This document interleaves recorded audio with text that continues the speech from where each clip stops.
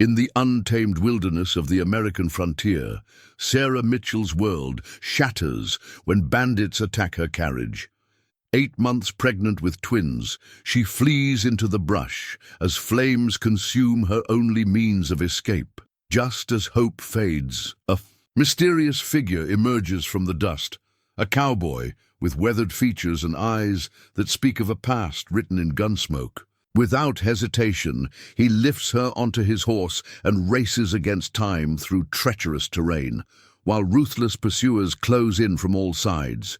As Sarah fights to protect the precious lives within her, the silent cowboy tends to her wounds. In a hidden mountain sanctuary, revealing a gentleness that belies his deadly skill with a revolver. But what drives a man to risk everything for a stranger's salvation? 3 days earlier, Sarah Mitchell stood in her empty schoolhouse, her fingers trailing across the smooth brass surface of the school bell that had faithfully called her students to class for the past 5 years. The morning light streamed through, tall windows dancing across worn wooden desks where generations of frontier children had learned their letters and sums. Her other hand rested protectively over her swollen belly, feeling the gentle movements of the twins within. "Miss Mitchell," a small voice drew her attention to the doorway.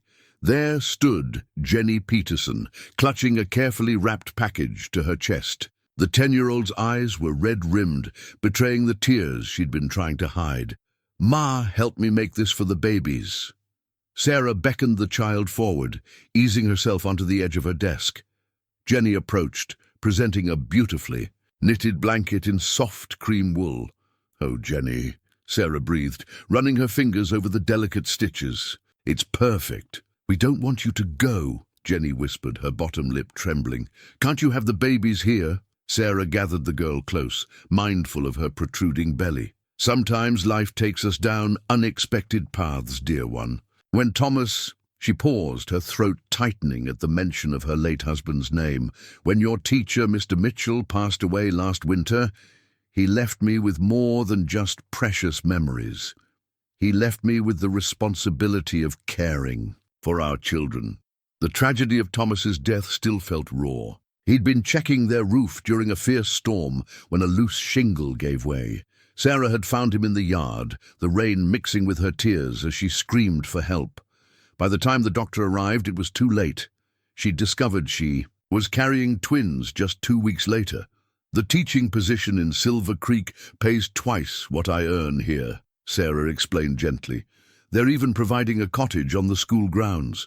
With 2 babies coming, I need that security." She didn't mention the whispers she'd overheard, the concerned looks from townspeople wondering how a widow would manage twins alone. Silver Creek offered a fresh start, away from pitying glances and well-meaning but suffocating assistance. Sarah rose carefully, moving to the window.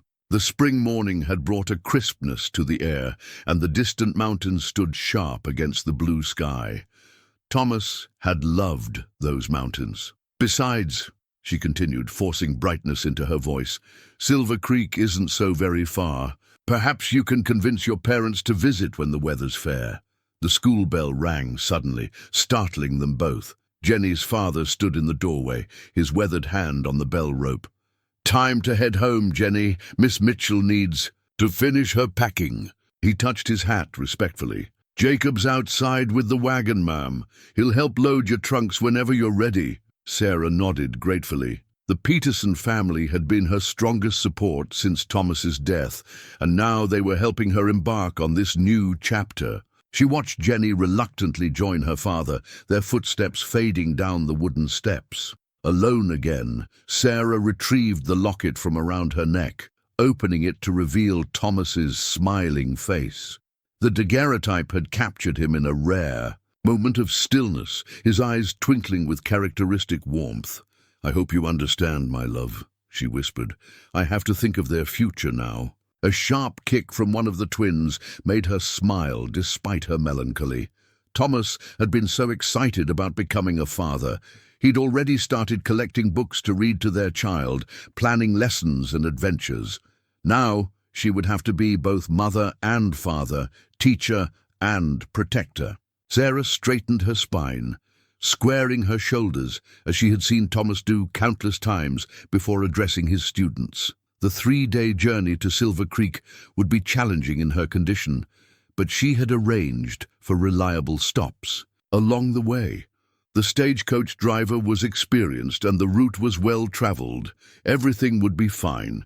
She just had to keep telling herself that. Dawn painted the sky in shades of amber when Sarah boarded the stagecoach. Her marriage locket felt heavy against her chest as she settled into the worn leather seat, carefully arranging her skirts around her swollen belly. The driver, Mr. Harrison, secured her trunks with practiced efficiency, each thump on the roof marking another piece of her old life packed away. "Weather's fair for traveling, Mrs. Mitchell," Harrison called down, his voice gruff but kind. "Should make good time to Thompson Station by nightfall." He'd been driving this route for 20 years, and Sarah had chosen this particular stage line based on his reputation for safety and punctuality. The only other passenger was Mrs. Eleanor Whitfield, a merchant's wife returning to Silver Creek after visiting her sister. She eyed Sarah's condition with a mixture of concern and curiosity. "My dear, are you certain you should be traveling in your state?" Sarah touched her locket, drawing strength from the familiar contours of the silver oval. The doctor assured, I have several weeks yet, Mrs. Whitfield, and Silver Creek's physician has already been notified of my arrival." The stagecoach lurched forward, wheels crunching on the packed dirt of the main street. Sarah glimpsed Jenny Peterson waving frantically from the general store's porch, and she managed a small wave in return before the town began to recede behind them. The morning passed in relative comfort, though each jolting rut in the road sent uncomfortable ripples through Sarah's body. Mrs. Whitfield proved to be a pleasant traveling companion, sharing stories of Silver Creek that helped ease Sarah's anxiety about her new home. "The schoolhouse is quite modern," Mrs. Whitfield assured her, "with proper glass windows and a slate board. The previous teacher left to marry a banker in Denver, but she kept everything in fine order." Around midday, Harrison called for a brief stop to water the horses. Sarah gratefully accepted his help in descending from the coach, her legs stiff from sitting. As she stretched carefully, she noticed a group of rough-looking men watering their horses at the stream below the road. Something about their furtive glances made her uneasy. "Best get moving soon," Harrison muttered, hurrying the horses. "Don't like the look of that bunch." Sarah's hand went to her locket again, this time seeking comfort rather than strength. Inside, besides Thomas's picture, she carried her letters of recommendation and the contract from Silver Creek School Board. Her entire future, and that of her unborn children, depended on reaching her destination safely. They resumed their journey, but the peaceful rhythm of the morning had been broken. Harrison kept glancing over his shoulder, and even chatty Mrs. Whitfield fell silent. The road began to wind through increasingly rugged terrain, tall pines closing in on either side. A sudden, sharp pain made Sarah gasp, her hands flying to her belly. Mrs. Whitfield leaned forward in alarm, but Sarah waved her off. "Just the twins. Being active," she assured her companion, though uncertainty gnawed at her. The doctor had warned her that the journey's jostling might provoke early labor. Through the coach's window, Sarah watched the sun begin its westward descent. Thompson Station was still hours away, and the shadows between the trees grew longer and deeper. She found herself straining to hear hoofbeats beyond the regular clop of their own team, starting at every snapped twig or rustle of wind through the branches. "My Thomas always said that fear was wisdom in the service of survival," she murmured, one hand on her belly and the other clutching her locket. The babies shifted restlessly, as if sensing their mother's growing unease. The worn leather seat that had seemed merely uncomfortable that morning now felt exposed and vulnerable. Harrison cursed softly from above, and the coach picked up speed. Sarah caught a glimpse of dust rising from the road behind them.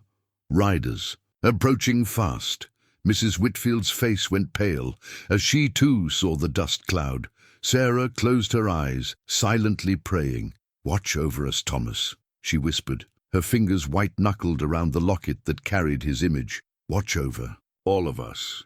The first shot cracked through the air like thunder, sending splinters flying from the coach's frame. Sarah's wedding ring caught on the window frame as she instinctively ducked, the gold band twisting painfully against her finger. "Get down!" Harrison shouted from above, whipping the horses into a gallop. Mrs. Whitfield screamed as another shot rang out, this one punching through the roof inches from her head.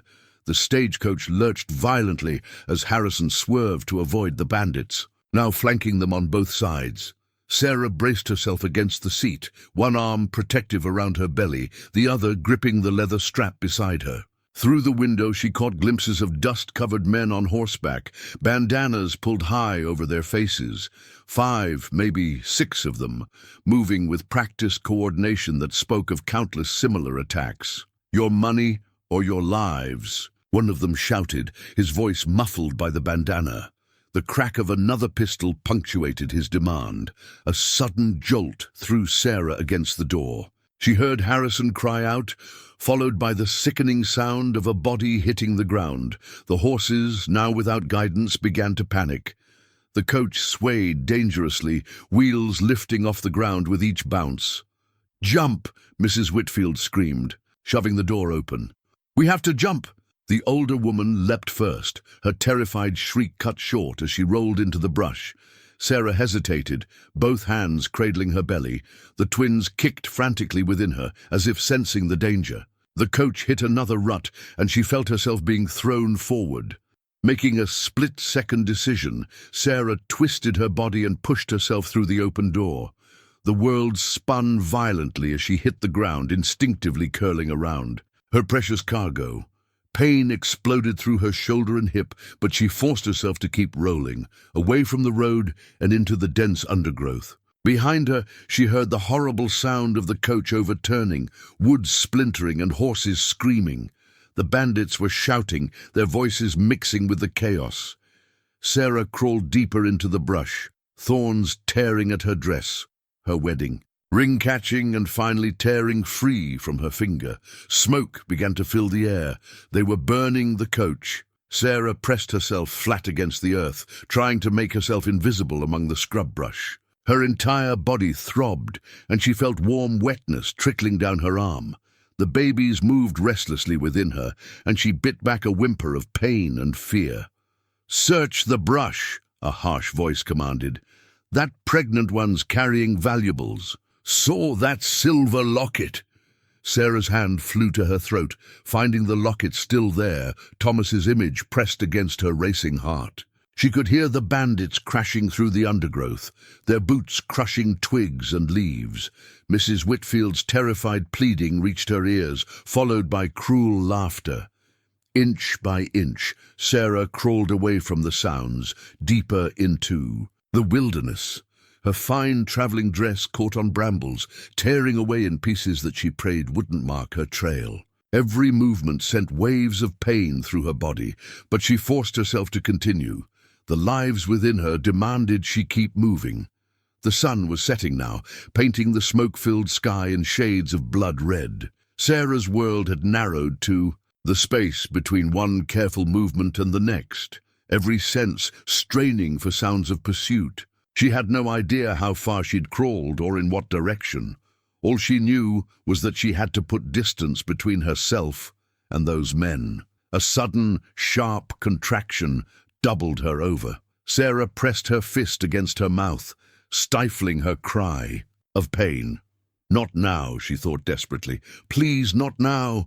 The babies couldn't come now, not here, not alone in these woods with murderers searching for her. When the pain passed, she forced herself to move again, though every muscle screamed in protest. The ground was sloping upward and the brush was getting thicker. Somewhere in the growing darkness, she could hear water running, a stream or small river that might help cover her tracks. Another contraction gripped her, stronger this time. Sarah collapsed against a fallen log, her vision blurring. The smoke from the burning coach was thinner here, but darkness was falling fast. She could no longer hear the bandits, but that offered little comfort. They could be moving more quietly now, tracking her through the wilderness. As consciousness began to fade, Sarah thought she saw movement in the gathering dusk. A tall, vigor on horseback silhouetted against the darkening sky. Her last coherent thought was of Thomas, and she wondered if he had sent an angel to watch over her and their unborn children. Consciousness returned to Sarah in fragments. First came the gentle creak of leather, a sound so familiar yet different, from the stagecoach's hardware, then the steady rhythm of hoofbeats, slower and more deliberate than the frantic gallop of the attack. Finally, the secure feeling of strong arms holding her, one hand carefully supporting her back while the other held the reins. She forced her eyes open, finding herself cradled against a broad chest. The weathered saddle beneath them bore the marks of countless miles, its leather smooth and dark with age. Above her, a strong jaw was partially hidden by several days' worth of beard, but it was the eyes that captured her attention, deep-set and watchful, scanning the terrain with unwavering vigilance. Another contraction seized her, and Sarah couldn't suppress her whimper of pain. The stranger's arms tightened protectively around her, and the horse immediately slowed its pace. "The babies?" Sarah managed to gasp. "They're coming too soon." His expression didn't change, but his eyes met hers briefly, conveying a silent message of understanding. He guided the horse off the trail, finding a sheltered hollow between two large boulders. With remarkable gentleness, he helped her down. From the saddle, supporting her weight as her legs threatened to buckle, Sarah watched through pain-blurred eyes as he quickly established a camp, his movements efficient and practiced. He spread his bedroll on the ground, then helped her settle onto it before retrieving his saddlebags. The horse, a magnificent bay with intelligent eyes, stood guard without being tied. "Who?" Sarah began, but another contraction cut off her. Words. The stranger knelt beside her, pressing a water-filled canteen into her hands. As she drank gratefully, she noticed calluses on his hands that spoke of more than just handling reins. There was something about the way he moved, the way he positioned himself between her and the open terrain, that suggested military training. He inspected her injuries with clinical efficiency, cleaning the cuts and scrapes with water from his canteen. His touch was surprisingly gentle for hands so clearly accustomed to harder work. When he reached the gash on her arm, he paused, meeting her eyes in silent question. Sarah nodded permission, gritting her teeth as he cleaned the wound. "I don't even know your name," she whispered. He continued working, giving no indication that he'd heard her. From his saddlebag, he produced a small medical kit, far more comprehensive than the basic supplies most travelers carried. His movements were sure as he selected items and began treating her injury. "You're no ordinary cowboy," Sarah observed, studying him through the haze of pain. The contractions were coming more regularly now, but his calm presence somehow made them more bearable. A ghost of a smile touched his lips, but still he didn't speak. Instead, he finished bandaging her arm and moved to build a small, well-shielded fire. The flames cast dancing shadows across his face, highlighting scars Sarah hadn't noticed before, the kind that came from close combat. The horse suddenly lifted its head, ears pricking forward. In an instant, the stranger was on his feet, rifle in hand. He moved to the edge of their shelter, becoming almost invisible in the gathering darkness. Sarah held her breath, straining to hear what had alerted them. Long minutes passed before he returned to the fire, though he kept the rifle close at hand. He began preparing something in a small pot. Tea, Sarah realized, as the familiar scent of herbs filled the air. When he offered her a cup, she recognized the distinct aroma of raspberry leaf tea, known to help women in labor. "You've done this before," she said softly. "Helped women birth babies." He nodded once, the firelight reflecting in his eyes. There was pain there, Sarah realized, the deep kind that comes from loss. She wanted to ask what had happened, what had put that look in his eyes and taught him to move like a soldier while carrying a midwife's knowledge. But another contraction gripped her, and she focused on breathing through the pain. The stranger's hand found hers, strong and steady, letting her squeeze as the contraction peaked. When it passed, he didn't let go immediately, and Sarah felt oddly comforted by this silent support. Outside their sheltered hollow, the wind whispered through pine needles, and somewhere in the distance a wolf howled. Sarah thought of Thomas, of the life they'd planned together, of all the dreams that had died with him. Yet here she was, about to bring new life into the world, protected by a mysterious guardian who seemed sent by Providence itself. She touched her locket with her free hand, and for the first time since the attack, she felt hope stir in her heart. Before we jump back in, tell us where you're tuning in from. And if this story touches you, make sure you're subscribed, because tomorrow I've saved something extra special for you. When Sarah's contractions eased enough for travel, the stranger helped her back onto his horse. As he adjusted his coat around her shoulders, something metallic caught the moonlight. A star-shaped badge, half hidden in his saddlebag. Before she could get a better look, he'd mounted behind her, urging the horse into a careful walk.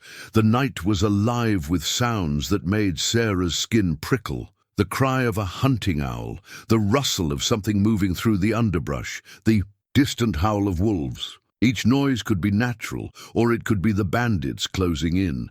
Her mysterious protector seemed to read every sound, adjusting their course with subtle shifts of the reins. They crossed a shallow stream, the horse picking its way carefully. Across slick stones, the water would hide their trail, Sarah realized, though the crossing sent shivers through her already aching body. The stranger's arm tightened around her, steadying her as another contraction built. "They're getting stronger," she whispered, fighting to keep her voice steady. The pain radiated through her lower back, and she could feel the twins moving restlessly. Within her, the stranger nodded, guiding the horse onto a barely visible trail that wound upward through the pines. A shot rang out in the distance, followed by angry voices. Sarah felt her protector tense, though his hands remained steady on the reins. He clicked his tongue softly, and the horse increased its pace without breaking stride. Years of partnership were evident in the way horse and rider moved as one through the treacherous terrain. The moon slipped behind clouds, plunging the forest into darkness. Still, the stranger navigated confidently, as though he'd traveled these paths 1,000 times before. Sarah found herself wondering if he'd once been a lawman, perhaps a marshal or sheriff. The badge she'd glimpsed and his military bearing suggested a past spent upholding the law, though something had clearly driven him from that life. Another contraction gripped her, stronger than the last. She bit her lip to keep from crying out, tasting blood. The stranger produced a piece of leather from somewhere, offering it for her to bite down on. The simple gesture of understanding brought tears to her eyes. They crested a ridge, and Sarah caught her breath. Below them, the valley stretched out in the moonlight, and in the distance, she could see the warm glow of campfires, a town or settlement.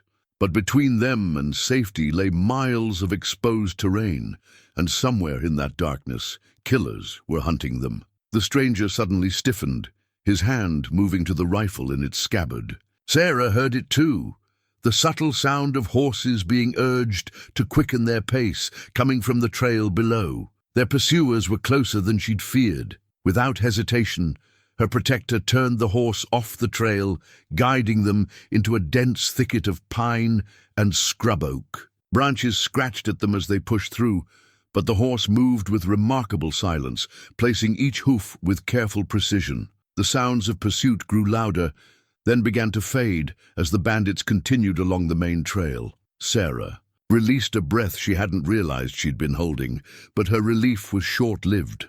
Another contraction seized her, this one causing her to double over in the saddle. The stranger immediately halted their progress, one arm supporting her while the other kept the horse steady. When the pain finally passed, Sarah found herself trembling with exhaustion. They couldn't keep going like this. The babies were coming, ready or not. As if reading her thoughts, her protector guided them toward a rocky outcropping barely visible in the darkness. Sarah could hear water moving nearby, suggesting a creek or small river that would both cover their sounds and provide needed water. The stranger dismounted first, helping her down with careful strength. As he did so, his coat fell open, and Sarah caught another glimpse of the badge, along with something else.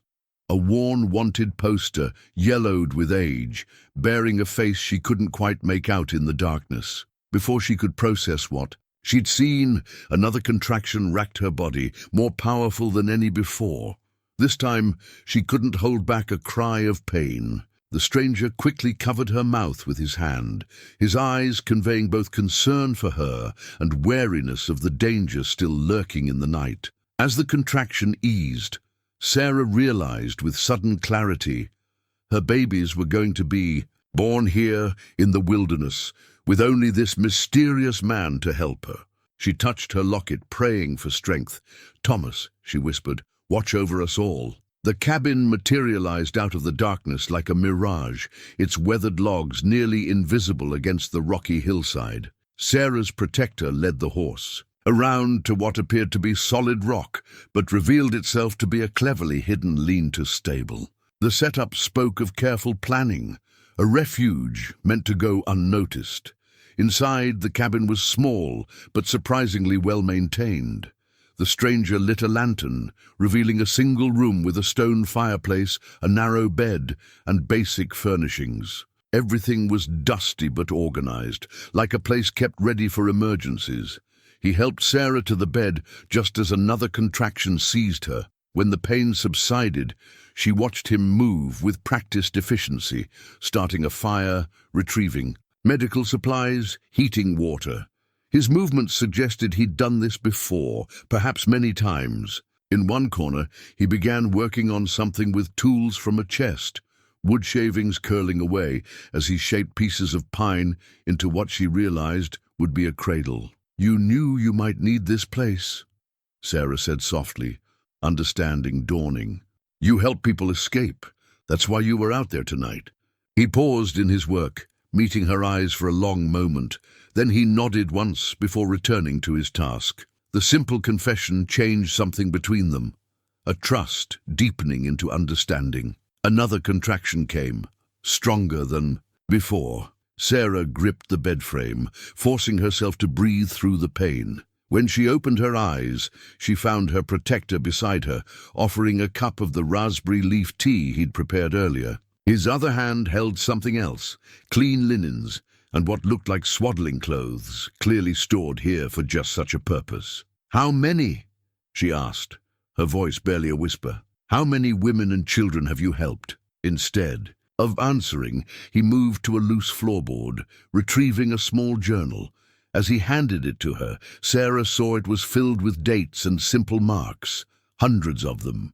Each mark, she realized, represented a life saved, a person helped to freedom or safety. The cradle took shape under his skilled hands, each piece carefully smoothed and fitted together.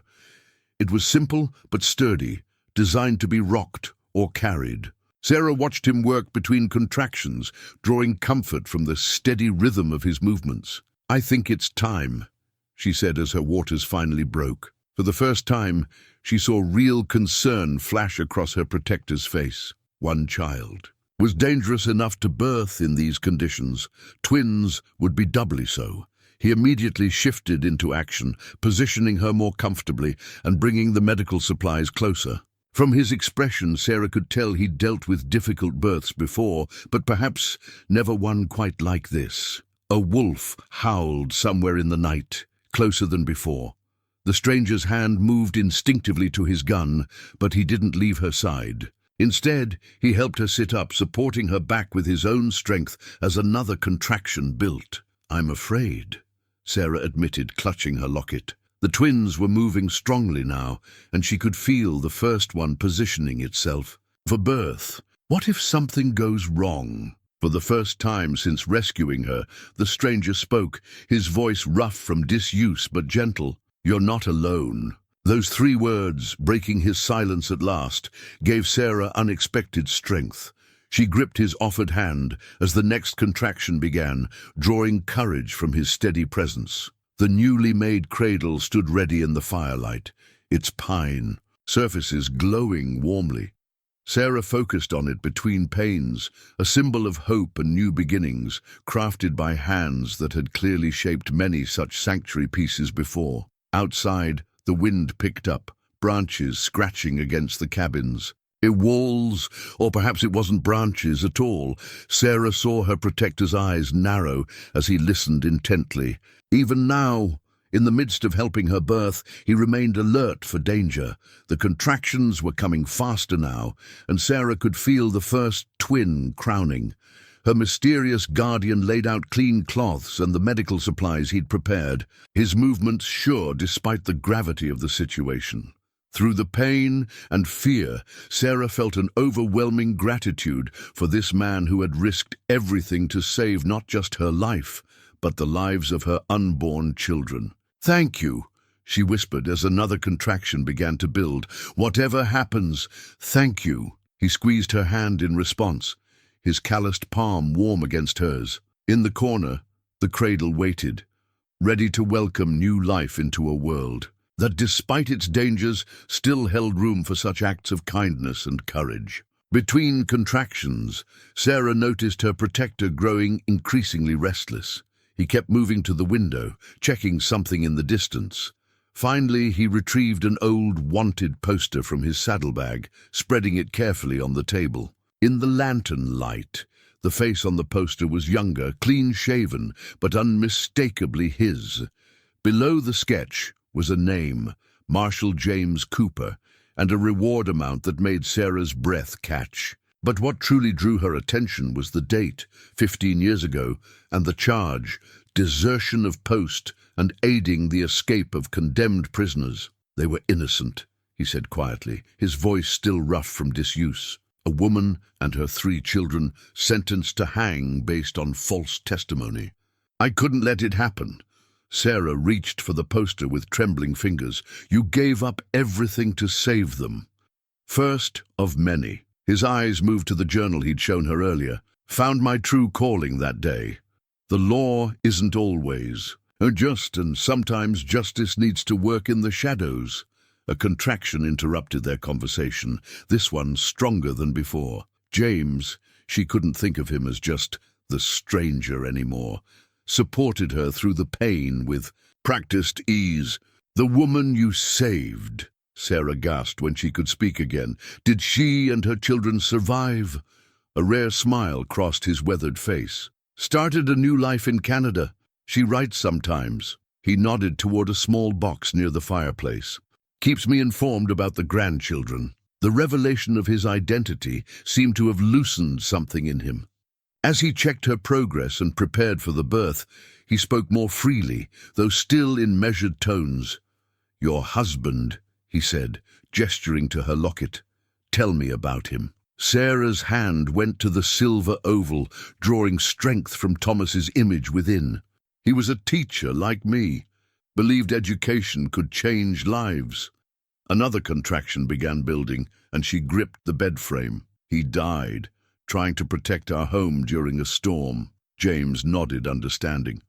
"A good man, the best." Sarah fought through the pain. He would have loved these babies so much. "Sometimes I wonder if—" She cut off as the contraction peaked. "If you can do this alone," James finished when she could breathe again. "You're stronger than you know, Sarah Mitchell. I've seen that strength since the moment you protected your children by jumping from that coach." A sound outside made him tense. He moved to the window, rifle ready, then relaxed slightly. "Just wolves, but they're not the only ones hunting tonight." "The bandits," Sarah remembered. "They're still out there." "They're not ordinary bandits." James's voice hardened. "They're hired guns, working for someone who wants to make sure certain evidence never reaches Silver Creek." He looked at her significantly. "Evidence that might be carried by a schoolteacher." Sarah's eyes widened as understanding dawned. "The letters in my locket from the former teacher in Silver Creek." Her hand trembled as she opened the silver oval, revealing not just Thomas's picture but several tiny, tightly folded papers. "She wrote to me about corruption in the school board, missing funds, children being forced to work in mines instead of attending classes. Documents that could bring down some powerful men," James confirmed. "Men who wouldn't think twice about killing a widow and her unborn children to keep their secrets." Another contraction seized her before she could respond.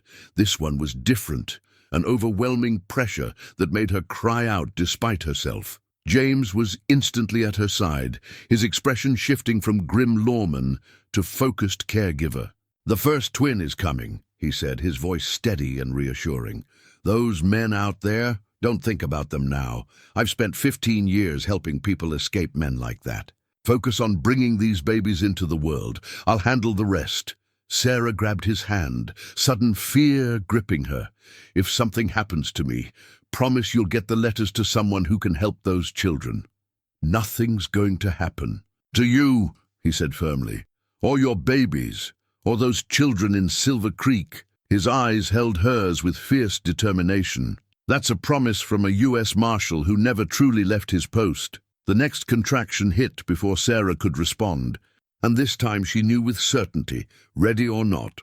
Her twins were about to enter this dangerous world. James unwrapped a deerskin bundle from his medical supplies, revealing an array of herbs and instruments that spoke of both Native American wisdom and formal medical training. The careful arrangement and worn leather suggested years of use in emergency situations like this one. "My grandmother was a midwife," he explained, selecting specific herbs with practiced care, and taught me everything she knew. The Indians I lived with after leaving my post, they taught me more. He crushed some leaves into a cup of hot water. "This will help with the pain." Sarah accepted the cup with trembling hands. Another contraction building. "The twins," she gasped. "They're too early."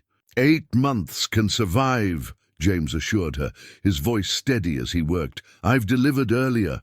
He positioned her carefully, checking the baby's placement with gentle hands. The first one's positioned well, strong heartbeat. A wolf howled outside, closer than before, and James's head snapped up.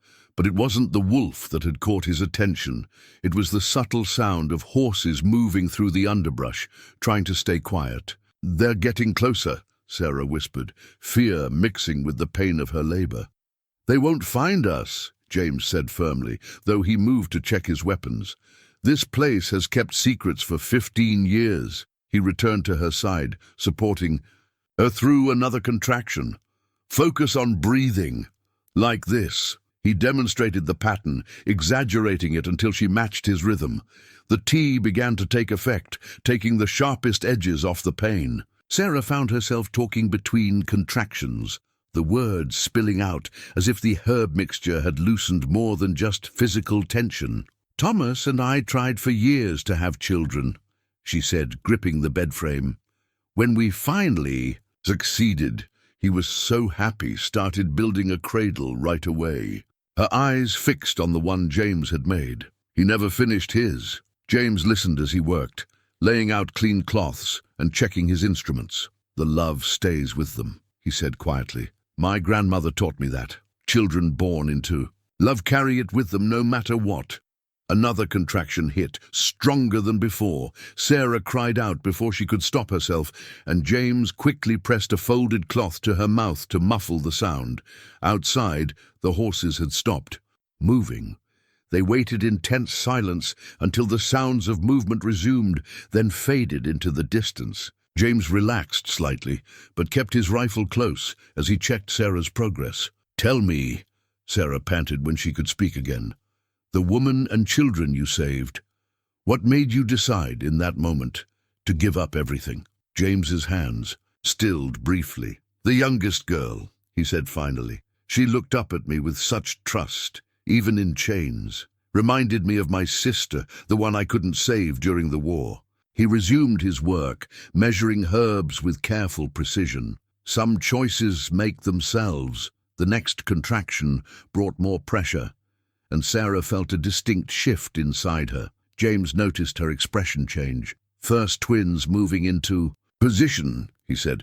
"Won't be long now." A sharp crack echoed from outside, a branch breaking under a horse's hoof, much closer than before. James moved to the window, his body tense. "They're circling back," he murmured, "getting systematic in their search." Sarah struggled to sit up. "You have to go," she gasped. "Lead them away. I can manage." "No." His voice was firm as he returned to her side. My choice is made here too. He helped her lean forward as another contraction began. Besides, a rare smile touched his lips. Bringing new life into the world beats taking it any day. The pain peaked and receded, leaving Sarah exhausted. James wiped her forehead with a cool cloth, then checked his medical supplies again. The neat rows of herbs and instruments caught the firelight, tools of healing carried by a man who had chosen to save lives rather than end them. "It's time to bring these babies into the world," he said, his voice gentle but confident. "Are you ready?" Sarah touched her locket one last time, then nodded. Outside, danger circled ever closer, but in this moment, in this hidden cabin, new life wouldn't wait for safer times. The first twin announced its arrival with a contraction so powerful it took Sarah's breath away. James positioned himself with practiced efficiency, his hands steady as he guided her through the final stages. A small silver rattle, worn smooth by years of use, sat ready among his medical supplies, waiting to test the baby's reflexes. "Push with the next one," he instructed, his voice calm but alert. Outside, rain had begun to fall, helping to mask any sounds from the cabin. "The head's right there, dark hair like yours." Sarah bore down with the contraction, drawing on strength she didn't know she possessed. Through the pain, she felt James's quiet confidence supporting her, his hands sure and gentle as they had been since the moment he'd found her in the wilderness. Almost, the word caught in her throat as another wave of pressure built. James nodded encouragement, maintaining steady eye contact. "Thomas," she whispered, "help me." "He is," James said softly. "Through you, through your strength. Now push, the baby's coming fast." A final overwhelming contraction, and suddenly the cabin filled with the sharp cry of new life. James moved with swift precision, clearing the baby's airways and checking vital signs before wrapping the infant in clean linen. "A girl," he announced, his voice rough with emotion. "Strong lungs." He placed the rattle near her tiny hand, nodding with satisfaction when her fingers flexed. In response, perfect reflexes. But there was no time to celebrate. Sarah felt the second twin shifting, demanding its own entrance into the world. James quickly secured the newborn in a makeshift cradle beside her mother, then returned to his position. "This one's turned," he said, his expression focused. "Need to adjust." He broke off, head snapping toward the window. In the distance, a horse whinnied. Sarah clutched her firstborn daughter closer. "How far?" "Far enough," James assured her, though his hand strayed briefly to his gun belt before returning to help with the birth. "Focus on this little one. The second birth is often quicker." He was right about the speed, but not the ease. The second twin had indeed turned, presenting a challenge that required all of James's skill and Sarah's remaining strength. Thunder rolled overhead, masking Sarah's cry as she pushed through what felt like impossible pain. "Almost there," James encouraged, his hands moving with deliberate care. "The baby's turning back, yes, like that. One more push, Sarah, one more." Sarah reached for the locket at her throat, squeezing it as she gathered her courage. The silver felt warm against her palm, as if Thomas's love was flowing through it, giving her strength. With a final, tremendous effort, she bore down. The second twin entered the world silent, and Sarah's heart stopped. But James was already moving, performing a series of swift, practiced motions. He rubbed the tiny back, swept the mouth, and then a cry, smaller than the first, but no less healthy. "Another girl," James said, the relief evident in his voice. "Twins, just like my grandmother predicted." He checked the second baby with the silver rattle, then wrapped her securely. Sarah found herself holding both her daughters, marveling at their tiny features. The first was indeed dark-haired, while the second had a dusting of gold that reminded her of Thomas. Both were perfect, despite their early arrival. James cleaned up efficiently, his movements quick but quiet. He kept glancing at the window, dividing his attention between his patients and the threat outside. The rain had intensified, drumming against the cabin's roof. "They need names," he said softly, checking Sarah's pulse with gentle fingers. Sarah looked down at her daughters, love overwhelming her exhaustion. "Faith," she whispered, touching the dark-haired twin's cheek. "For the faith that brought us through this night," she turned to the fair-haired baby. "And grace, for the grace that guided you to safety," James finished, a rare smile touching his eyes. He reached for the silver rattle, testing each twin's grip one final time. Strong, both of them, like their mother. Suddenly, he stiffened. Through the rain, they could hear multiple horses approaching, no longer trying to move quietly. James extinguished the lantern with a swift motion, leaving only the fireplace's glow. "Stay still," he whispered, moving to the window with his rifle. "Keep them quiet if you can." Sarah gathered her newborns closer, her heart pounding. They had survived the birth, but the night's dangers were far from over. Outside, destiny approached. On horseback, while inside, two new lives hung in the balance, protected only by a mother's love and a former marshal's courage. In the grey light of dawn, Sarah began writing in the small leather journal James had given her, recording the miraculous events of the night. Her hands trembled slightly as she described the twins' birth, but her words flowed steadily, preserving every detail of how faith and grace had entered the world. The bandits had passed by in the darkness, fooled by the storm and James's careful preparations. He'd blocked every light leak, muffled the baby's cries with careful swaddling, and kept watch until the danger faded with the night. Now he dozed in a chair by the window, rifle across his lap, somehow alert even in sleep. "Your father would be so proud," Sarah whispered to her daughters, nursing them in the early morning quiet. Faith, the darker twin, had Thomas's serious expression, while Grace had his smile. Both were small but surprisingly strong, their tiny hands curling around Sarah's fingers with fierce determination. James stirred, instantly awake. He checked the window before moving to examine the twins with professional care. "Good color," he murmured. "Strong heartbeats." His hands, so deadly with a gun, were infinitely gentle as he checked their responses. Sarah watched him work, noting how natural he seemed with the babies. "You've helped bring many children into the world," she observed, "but you never had any of your own." A shadow crossed his face. "Had a family once, before the war." He didn't elaborate, but his expression said enough. "These two, though," he smiled as Grace caught his finger, "they're fighters." Sarah returned to her journal, recording James's medical observations alongside her own thoughts. The simple act of writing helped order her chaotic emotions, fear and joy, grief and hope, all tangled together like the twins in their shared cradle. "We can't stay here," James said quietly, returning to the window. "Once you're strong enough to travel, those men, they'll keep searching until they find what they're looking for." Sarah touched her locket, feeling the damning letters hidden within. "All those children in Silver Creek," she said, "forced to work instead of learn. We have to help them. We will." James's voice held the same quiet determination she'd heard when he promised to deliver her babies safely. "But first, we need to get you and the twins to safety." He began preparing another herbal tea, this one to help her milk come in stronger. Sarah noticed his hands lingering over the medicine bundle, selecting each herb with careful reverence. "Your grandmother," she said softly. "She'd be proud, too, seeing how you've used her teachings." A rare smile touched his lips. "She always said healing was a higher calling than justice. Took me years to understand what she meant." He brought the tea to Sarah, supporting her as she sipped. "Justice punishes what's already broken. Healing makes things whole again."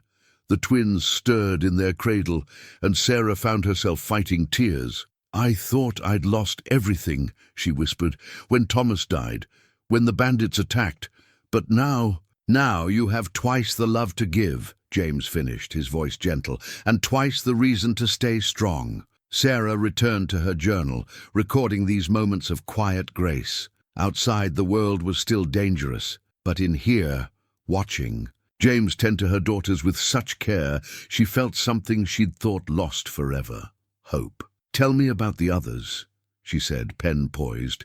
"The ones you've helped." Their stories should be remembered too.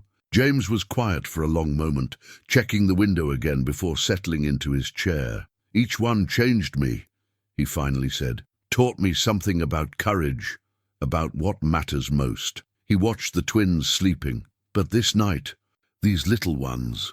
He shook his head, words failing him. Sarah understood. She wrote in her journal, "Sometimes the greatest acts of justice come not from the law, but from simple human kindness.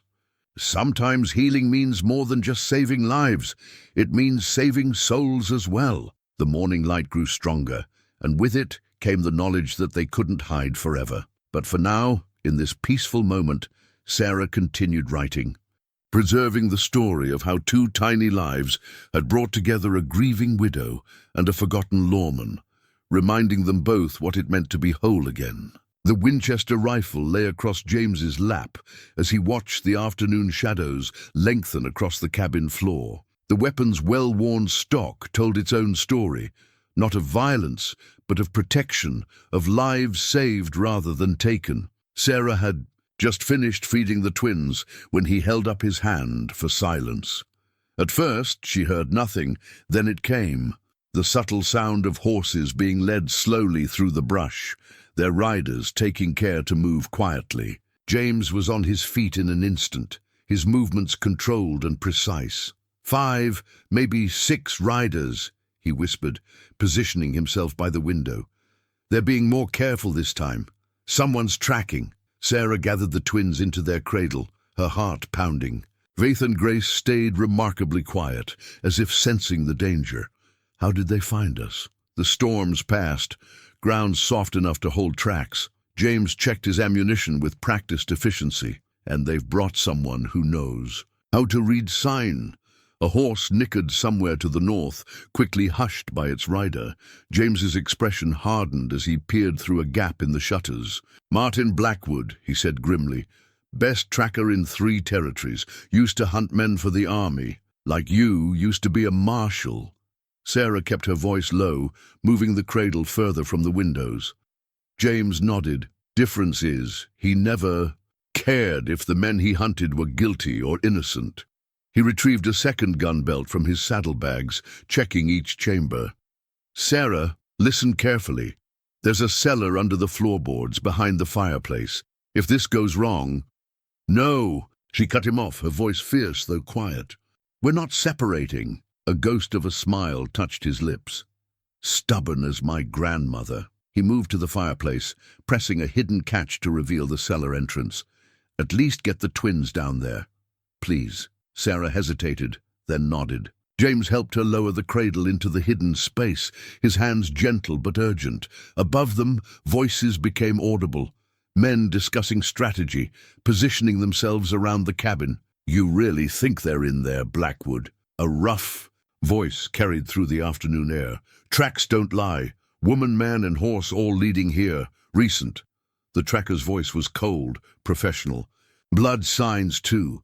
She had those babies somewhere close." James's expression darkened as he helped Sarah back up. He pressed one of his revolvers into her hands. "Ever fired one of these? Thomas taught me. Said a teacher on the frontier should know how."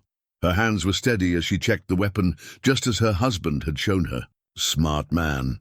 James moved to the window again, rifle ready. "They'll try to negotiate first. Men like Blackwood prefer live captures. More money in it." As if on cue, a voice called out, "We know you're in there, Cooper. Let's talk about this." James remained silent, positioning himself where he could cover both windows and the door. Sarah pressed her back against the wall beside him, revolver held low and ready. "Those letters the lady's carrying?" the voice continued. "They're not worth dying over. Just send her out with them and we'll let you walk away." Sarah's hand went to her locket. Feeling the damning evidence hidden within, James caught her, eyes shaking his head slightly. They both knew there would be no walking away. "Last chance, Cooper. You've got women and babies in there. Think about them. They're moving closer," James murmured, "getting ready to rush us." He turned to Sarah, his eyes intense. "Whatever happens, get those letters to Silver Creek. There's a federal marshal. They're named Davies. He's been building a case against the mine owners for years. "We'll get them there together," Sarah said firmly. Below their feet, Faith made a tiny sound, quickly soothed by her sister's presence. James's expression softened. For a moment as he looked at her, "You remind me of someone I knew long ago, same fire in the eyes." He turned back to the window, rifle raised. "Knee, here they come." The afternoon erupted in a chaos of splintering wood and gunfire. Sarah heard the twins crying below and silently prayed for their safety as she positioned herself to defend their sanctuary. Beside her, James moved with the fluid grace of a man who had spent his life in such moments, each shot precise and purposeful. Through the gunsmoke and chaos, Sarah thought of the children in Silver Creek, of their stolen futures. She thought of her own daughters, so new to this world, and she thought of Thomas, who had always taught that standing up for what was right mattered more than standing down to what was wrong. The Winchester in James's hand spoke again, and the battle for their lives began in earnest. A blood-stained bandana fluttered from a fallen rider's hand as James reloaded his Winchester with practiced speed. The cabin's front wall was riddled with bullet holes, splinters of wood flying with each new impact. Sarah held her position by the second window, her revolver steady despite the chaos. "3 down," James called out, his voice calm over the gunfire. Blackwoods moved to the rocks east, 2 more behind the fallen pine. He worked the rifle's lever, the motion smooth as silk. "They're not expecting this much resistance." Sarah's revolver barked twice as a shadow moved between the trees. Her father's voice echoed in her memory, "Squeeze, don't pull," and she was rewarded with a cry of pain. 4 down, she corrected, managing a grim smile. Blackwood's voice carried across the battlefield. "Damn you, Cooper! Those kids in Silver Creek aren't worth your life." "Every child is worth saving," James replied, his voice hard as steel. "You used to know that, Martin, before the war broke you." A bullet splintered the window frame inches from James's head. Sarah saw him flinch, not from the near miss, but from the memory those words had stirred. Below their feet, the twins remained mercifully quiet in their hidden sanctuary. "You're surrounded, outnumbered," Blackwood called back. "Don't make me kill a woman and her babies." James caught Sarah's eye, a silent question in his gaze. She nodded once, understanding. As he returned fire, keeping their attackers pinned down, she began working her way toward the fireplace, staying low. A massive volley of shots suddenly peppered the cabin, covering fire. Sarah heard running feet approaching the door. James's. Winchester spoke 3 times in rapid succession, but the footsteps kept coming. The door burst open with a crash. 2 men charged in, guns blazing. James dropped his rifle, drawing his revolver in one fluid motion. Sarah spun from her position, her own gun joining his.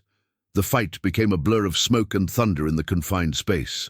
Sarah felt the heat of a bullet passing her cheek. She saw James take a grazing hit to his shoulder, but continue firing without hesitation. One intruder fell, then the other. "Sarah!" James's warning came just as Blackwood himself appeared in the doorway, his gun aimed not at them, but at the floorboards. Near the fireplace, where the twins lay hidden, time seemed to stop.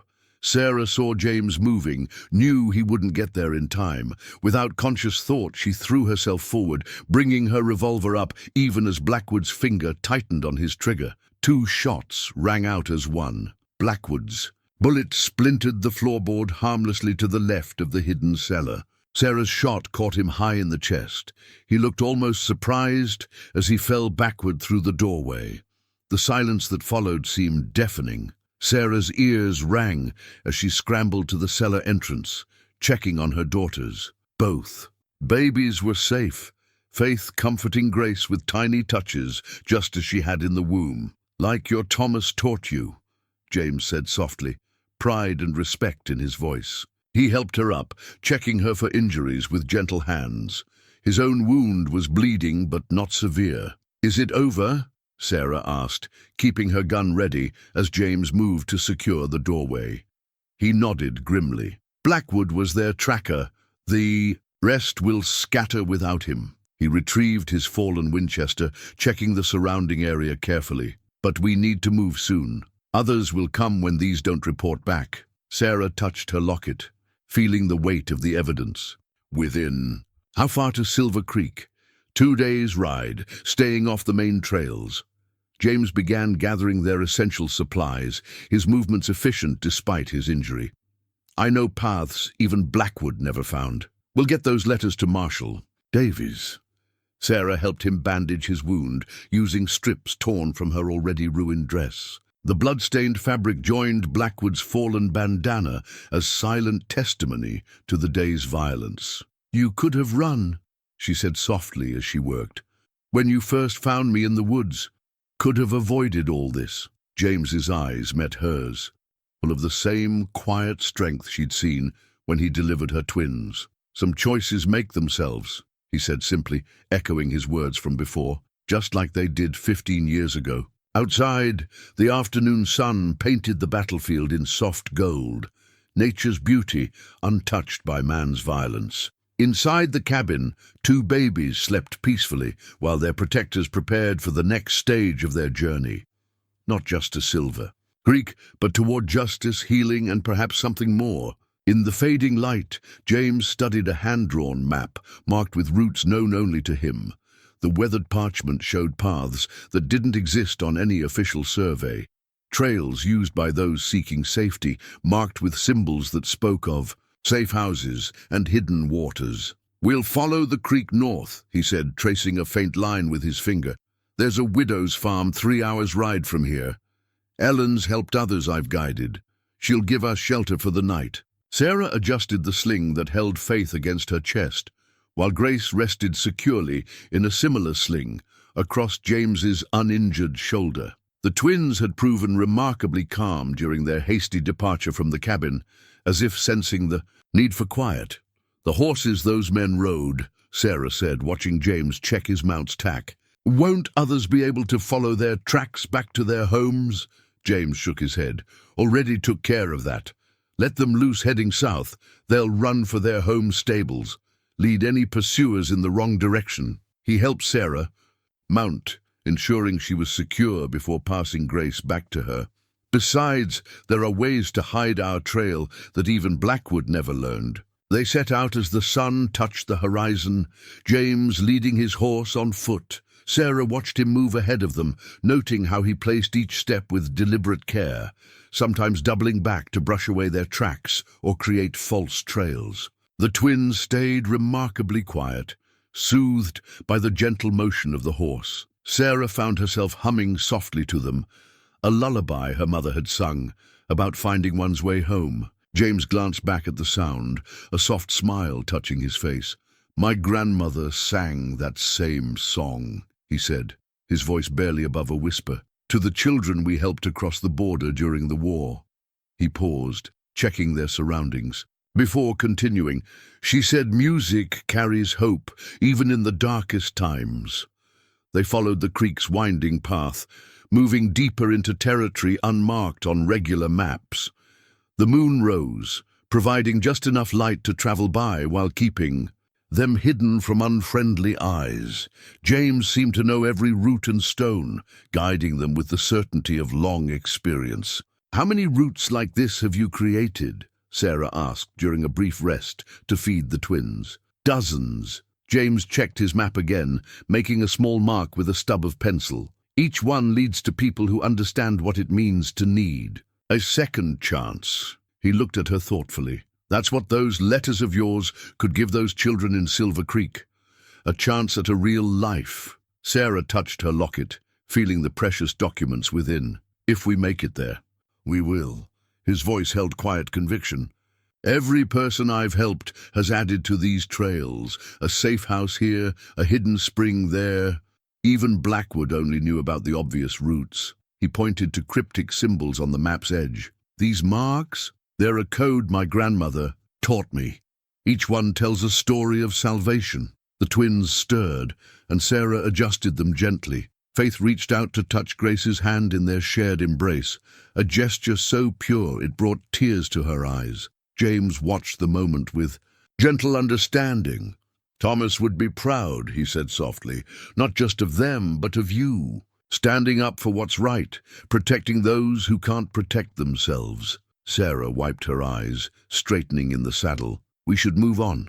Ellen's farm still lies ahead. James nodded, but paused before taking the reins. Sarah, when this is over, when the letters are delivered and the children are safe. He hesitated, then simply said, there's always need for a teacher on these secret trails, and for someone to help guide those who need saving. The meaning behind his words hung in the air between them, full of possibility. Sarah looked down at her daughters, then at this man who had risked everything to save them. In her heart, she felt Thomas smile. First, she said, let's get to Silver Creek. Then we'll talk about new beginnings. James's smile warmed his eyes as he turned to lead them onward.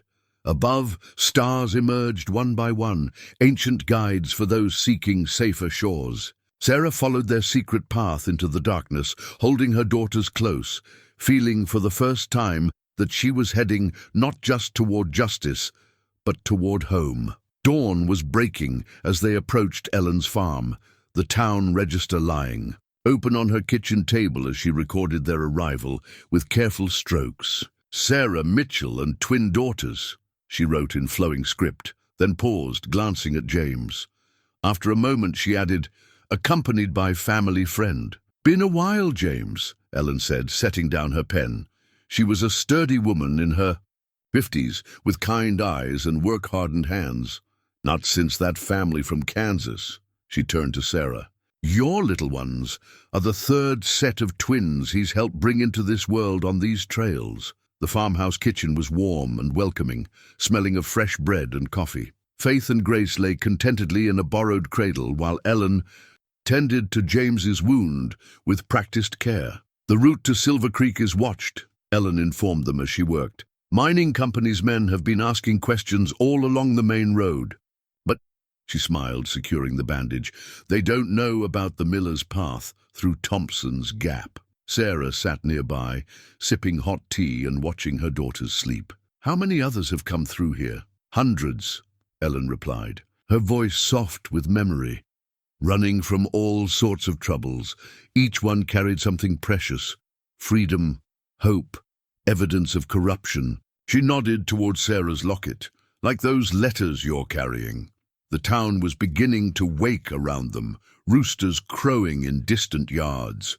Ellen's farmhouse sat on its outskirts, positioned to catch visitors before they drew attention. Through the window, Sarah could see other houses stirring to life, smoke rising from chimneys. Reverend Mills holds service this morning, Ellen said meaningfully.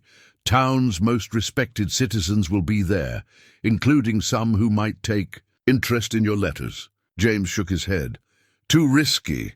Mining company owns half the town. One wrong word to the wrong person. Joseph Mills isn't owned by anyone, Ellen countered. And his wife Mary teaches at the school. They've been fighting the mining companies. Influence for years. Sarah straightened, her exhaustion forgotten. A teacher who's lost 3 students to the mines this year alone. Ellen's voice hardened. Their families were given no choice. Work in the mines or lose their homes. The twins stirred, and Sarah moved to feed them. As she settled into Ellen's rocking chair, she noticed James studying the town through the window, his expression troubled. We could attend the service, Sarah suggested. A widow with newborn twins wouldn't draw suspicion. And you could scout the town, James finished, nodding slowly. Check for familiar faces, get a sense of who's watching the roads to Silver Creek. Ellen began gathering supplies, fresh clothes for Sarah, swaddling for the twins, food for the journey ahead. Each item was placed in her saddlebags with the precision of someone who had packed for many such escapes. Mary Mills will want to meet you, she said to Sarah. A new teacher, especially one with, she glanced at the letters hidden in the locket, relevant experience. She takes her coffee at the Mercantile after service. James buckled on his gun belt, adjusting it to hide his injury. I'll watch from the gallery. First sign of trouble. We run, Sarah finished. She looked down at her daughters, so peaceful in their borrowed cradle. But not before we make sure those letters reach someone who can help. Ellen wrapped fresh bread and cheese in a cloth, tucking it into James's saddlebag. "Thomas would be proud," she said softly to Sarah. "He passed through here once, 3 years ago, helping a family get their children out of the mines." Sarah's hand flew to her locket. "He never told me he was protecting you," James said gently. "Same reason I never told my wife about the people I helped during the war. Sometimes love means carrying burdens alone." "But you're not alone anymore," Sarah replied, meeting his eyes. "Neither of us are." Ellen smiled as she wrote something else in the town register.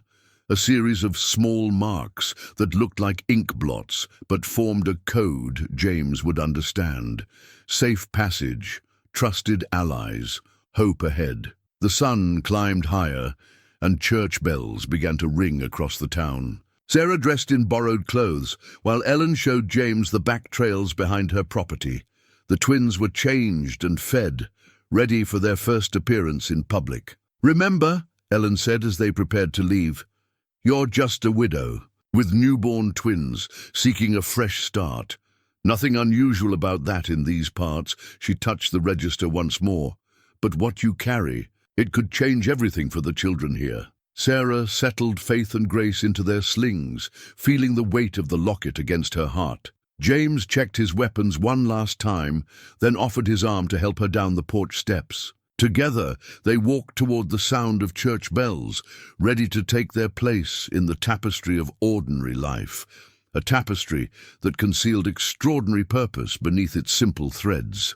The house deed lay unfolded on Reverend Mill's desk, its official letterhead bearing the seal of the territory. "It belonged to our former schoolteacher," Mary Mills explained, her fingers tracing the property lines. 2 bedrooms, a garden plot. Close enough to the school for convenience, far enough from town for privacy.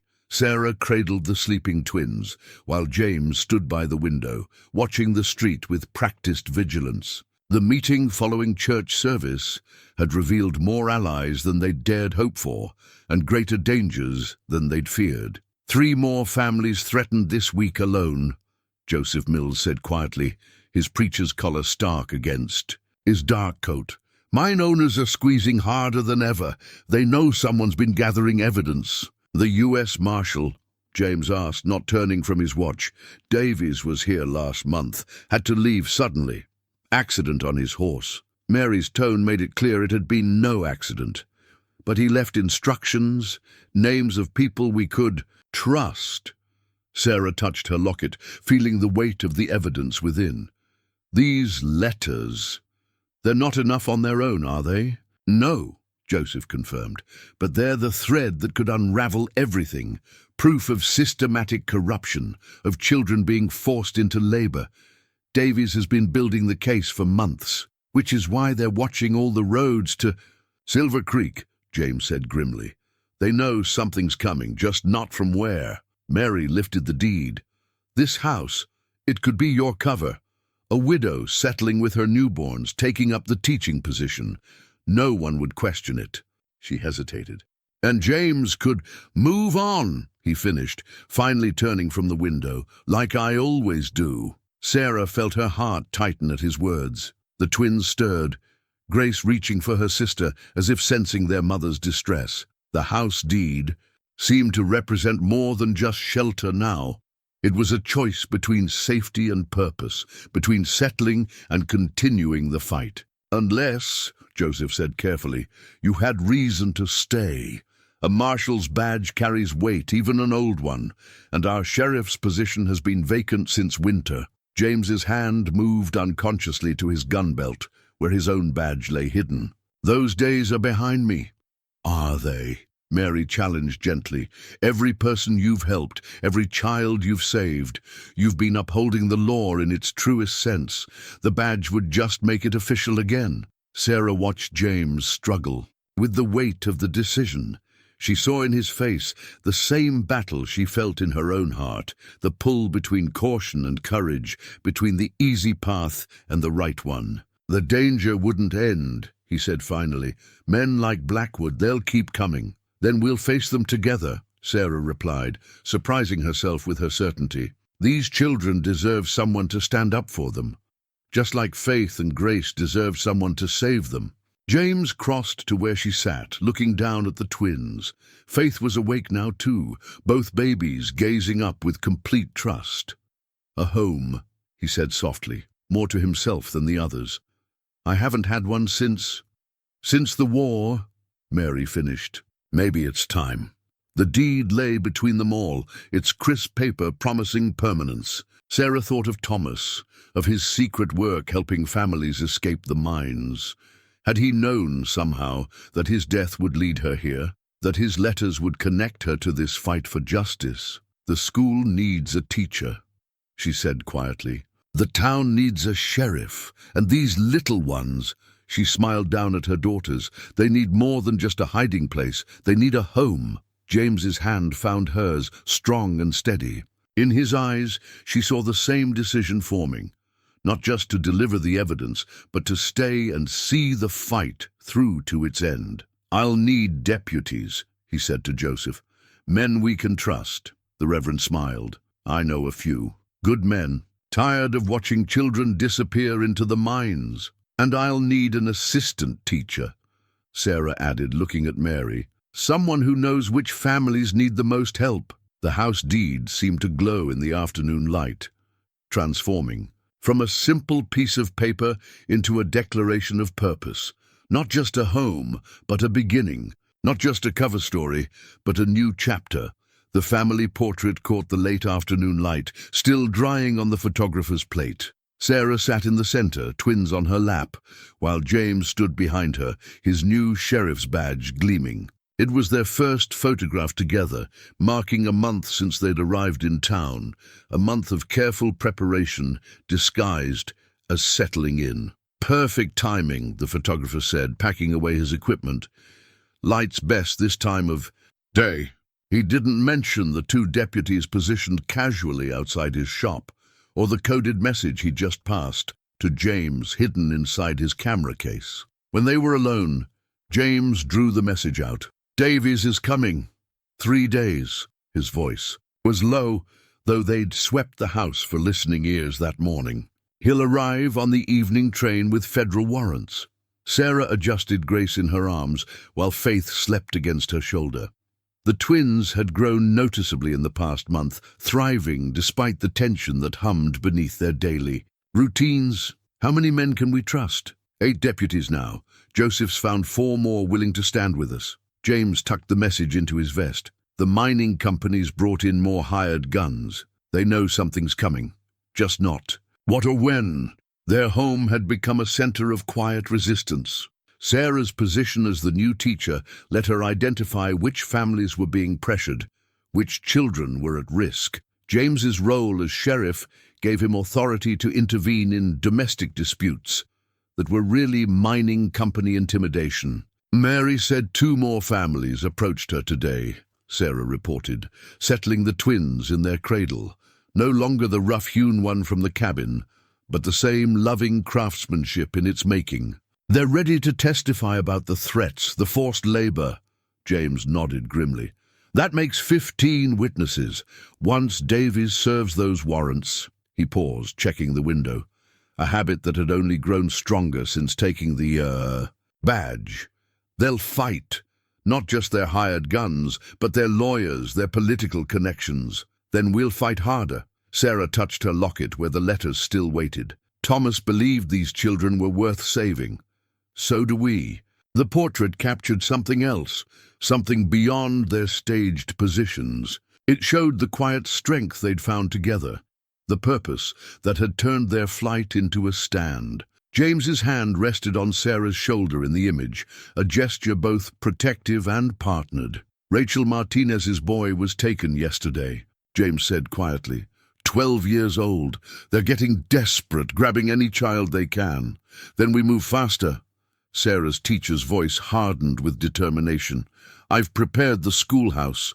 When Davies comes, we can shelter the families there. No one questions children gathering at a school." James crossed to the twins' cradle, his expression softening as he watched them sleep. Faith and Grace had become symbols of hope to the town's worried parents, proof that the most vulnerable could be protected, that justice could prevail. Never thought I'd wear a badge again, he mused, touching the silver star. Never thought I'd find... He trailed off, but his eyes met Sarah's with quiet intensity. A home? She finished softly.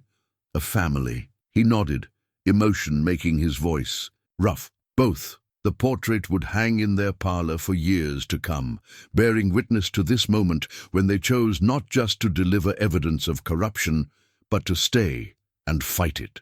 When a widow and a former marshal decided that running wasn't enough, that some battles needed to be won, where they began. 3 days, Sarah repeated, standing to join him by the cradle.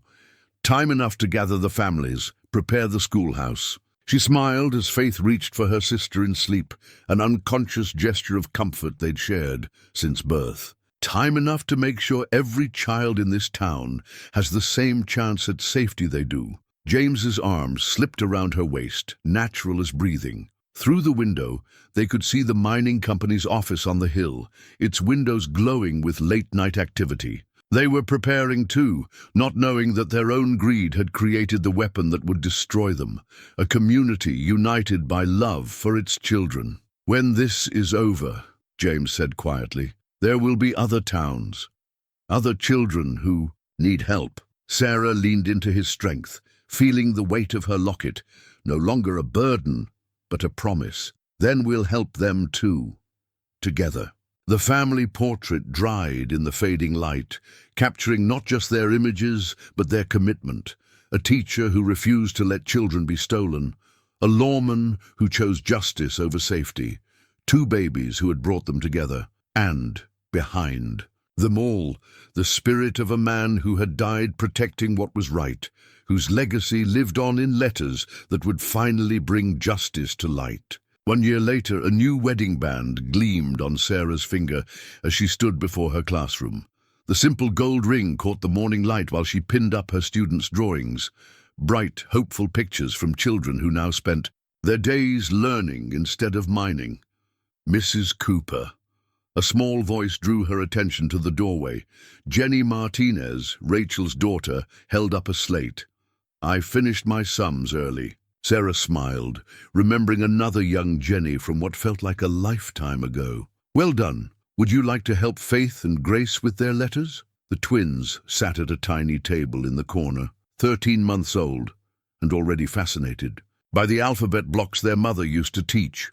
They had grown into their personalities, Faith serious and watchful like James, Grace quick to smile like Thomas had been. The schoolhouse had become more than just a place of learning. The scuffed floors and sunlit windows held memories of that night last year.